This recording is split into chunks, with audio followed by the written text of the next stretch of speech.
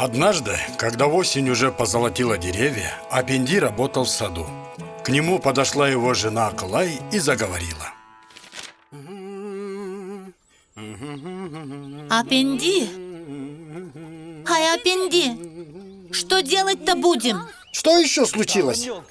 В горах снег выпал. Значит, заморозки скоро начнутся. А у нас все хозяйство разваливается.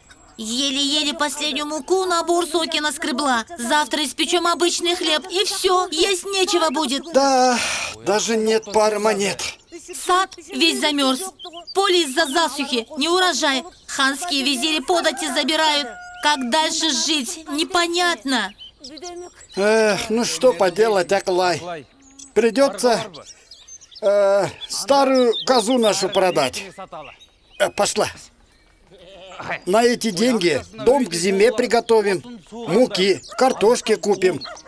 Надеюсь, хоть 10 алтынов выручу за нее. Проси 20. Но, если хороший покупатель будет, отдай за 10. Такая цена, это просто подарок будет нам. Вот сейчас, сразу и пойду. Еще успею на базар. Пошла. Путь дальний, иди скорее, чтобы вернуться до темноты. Делать нечего. Взял Апенди козу за поводок и повел на базар.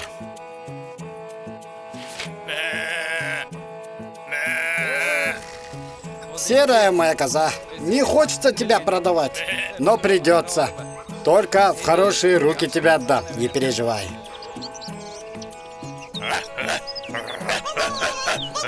Эй, ну что вы, эй, тише, вы что здесь расшумелись, хвостатые? Хватит, смотрю, веселые вы, шумные только очень. Может, козу хотите у меня купить? Ну учтите, козу отдам только в хорошие руки, за хорошую цену. За сколько отдать? Дайте подумать. Пожалуй, за 20. Не, за 10 алтынов отдам. Это честная цена. Хорошо, договорились. А деньги когда отдадите? Завтра. Ну хорошо, завтра так завтра. Ну чтобы обязательно. А то Акылай расстроится. Вот с тебя буду требовать оплату. Ни с кого больше. Так что готовь деньги, хорошо? Бери свою козу.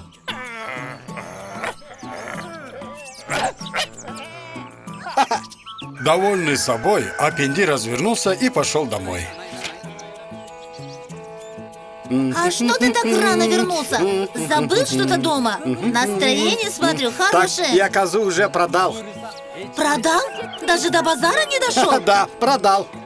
И за сколько же? За 10 алтынов. 10. Ого! Еще и цена такая хорошая. А деньги где? Денег нет. Как нет? Только что сказал же, что продал козу за 10 алтынов. А теперь денег нет. Ничего не понимаю. Потерял, что ли? Нет, деньги завтра получу.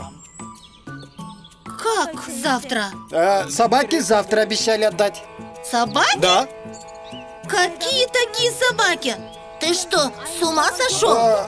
Акылай, понимаешь, не успел я дойти до базара, повстречал на улице собак. Им приглянулась наша коза. Ну и мы сторговались на 10 алтынов. Видишь, как выгодно. Только они сказали, чтобы я пришел завтра за деньгами. Ну, Апенди, все, шутишь? Посмотрим, как тебе собаки завтра 10 алтынов отдадут. И как же мы на них зимовать будем. На следующее утро пришел Апенди на то место, где он повстречал собак. Тише. Как и договаривались, пришел я за деньгами. Ой, что значит какие деньги? За козу. Я же ее вчера вам продал. Прибежала большая собака, та самая, с которой договаривался Апенди. Гавкает. То бежит к нему, то отбежит к дереву. Как будто приглашает куда-то. Понимаю. Вы не можете их принести, потому что у вас лапки, а не руки. Ну что ж, пойдем, покажешь, где оплата. Хорошо, пойдем. А, ты хочешь сказать, что деньги здесь закопаны? Апенди тоже начал копать и наткнулся на кувшин, полный золотых монет. Ого, вот это да!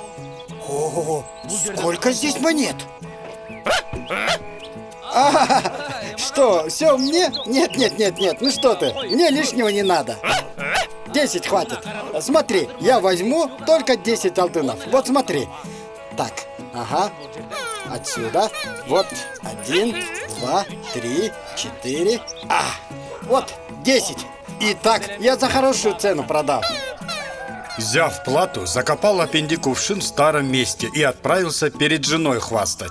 Пришел домой, видит, Акылай собралась борсоки жарить. Замесила тесто, начала очаг разжигать. Ну что, нашел собак своих? Деньги они тебе отдали? Да, Акылай, отдали. Представь себе, вот они. И на самом деле, кажется, деньги. Да. На, держи. Ну, видишь? 2, 3, 4. Хорошо, пересчитай, не ошибись. Все точно. 10 алтынов. А я тебе что говорил? Ну как? Откуда? Ты, наверное, снова меня разыгрываешь, Апенди. Признавайся, наверное, Болгомбаю продал, а надо мной пошутить решил? Нет, оказывается, у этой собаки кувшин с золотом зарыт под деревом. Ну точно, решил пошутить. Ну, а зачем мне врать? Если так, то покажи, где это дерево, где этот кувшин, где это золото. Нет, не покажу. Хоть собака и отдавала мне весь кувшин, но я взял только 10 алтынов. Мне чужого не надо. Ну при чем здесь чужое? Она же тебя поблагодарить хотела. Подумай, кто будет с собаками разговаривать? А уж тем более торговать. Она поняла, что ты добрая душа, и золото на что-то полезное потратишь. Да и зачем ей этот кувшин? А ты права. Та собака так сильно кувшин толкала мне в руки, а я растяпа, растерялся. И я же не все по собачьи еще понимаю. Какая же ты мудрая, Акылай. Хорошо, пойдем, покажу. Подожди немного, чтобы тесто не прокисло. Я баурсоков быстро нажарю. Разжигай очаг. Тогда я за дровами. Как бы так сделать, чтобы Апенди не разболтал на весь белый свет о таком подарке судьбы? И об этом не узнали ханские визири. Ведь все до самой маленькой монетки отберут. И спасибо даже не скажут.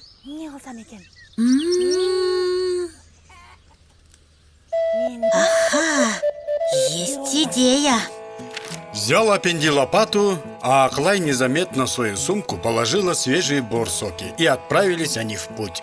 Апенди шел впереди, показывал дорогу, а Аклай незаметно подкидывала вверх борсоки, чтобы они над Апенди падали. Ого, вот это да! Борсоки с неба падает. Ты не отвлекайся, веди к дереву. Подумал, что борсоки с неба падают. Недалеко осталось. Скоро придем. Але, хоп. Ого, это, наверное, какой-то дождь из борсоков идет. Ты смотри под ноги. Лопату не вырони. Ой, да, мы пришли уже. Вот это дерево. Ну, тише. Ну, тише. Какая хорошая и умная собака. Давай возьмем ее к себе. Наше хозяйство охранять будет. Хорошая мысль. И от волков защитит. Вот. Ага, вот. Ага, говорил же я тебе, что это правда. Собака мне за козу заплатила. Боже мой, это же на самом деле оказывается. Вот так. Ага. Хорошо зажили с тех пор Апенди и Аклай, ни в чем не нуждались. А хозяйство их охранял новый друг пес. Но однажды не выдержал Апенди, да и рассказал свою удивительную историю Болгомбаю. Прежде всего, конечно, взял слово, что это будет их тайной. Да ну что ты, конечно, ничего никому не скажу. Клянусь своей бородой и вон тем ишаком. Ага, так вот, отправился я продавать свою козу и по пути встретил собаку. Подойди ближе, я расскажу. И вот так, в общем. Болгунбай, как обычно, не сдержал своего обещания. Чтобы удивить хана, рассказал ему историю Апенди. А собаки заплатили ему золотом. Он с женой его откопали и теперь живут припеваючи. Представляете? Не может быть. Или Болгунбай, это снова какая-то твоя дурацкая шутка, а? Нет, ну что вы, я долго выпытывал у Апенди этот секрет. Чистейшая правда, мой хан. Я ему ишаком своим поклялся, чтобы он мне все рассказал. Клянусь я своей бородой. Бородой, говоришь, клянешься? Бородой, чтоб мне провалиться на этом месте в самый глубокий зиндан. Ой, стража! Слушаюсь. А ну-ка, приведите ко мне Апенди вместе с его женой Аклай. Хорошо, иду я. Привел стражник Апенди и Аклай к хану держать ответ.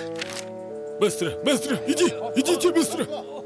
На, Апенди, Да-да-да. ты что, золото нашел? Смотри, только правду говори. А то плетьми накажу и в зиндан брошу. Ну и где это золото? Почему мне ничего не было известно о нем? Как же? Ваши визири приезжали. Мы с женой все подати и налоги заплатили. Так, где золото? Как где?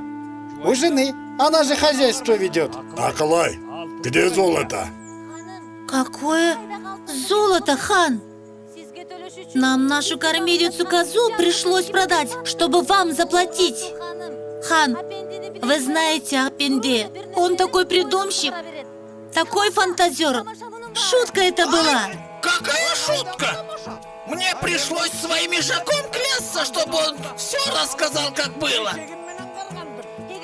О, хан, раз вы думаете, что он правду говорит, пусть тогда скажет, какая погода была в тот день. Апенди, ну-ка, не говори, что не помнишь. Помню тот удивительный день. Это произошло в тот день, когда с неба вместо дождя падали бурсоки. Свежие, вкусные, теплые еще. Представляете? Что ты несешь? Какие бурсоки с неба?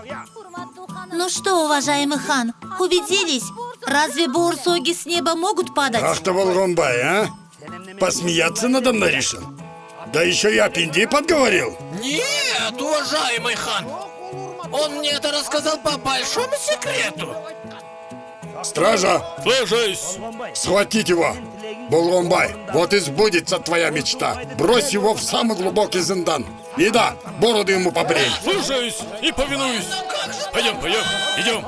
А так, поклялся своей бородой, вот и отвечай. Аклай, извини меня.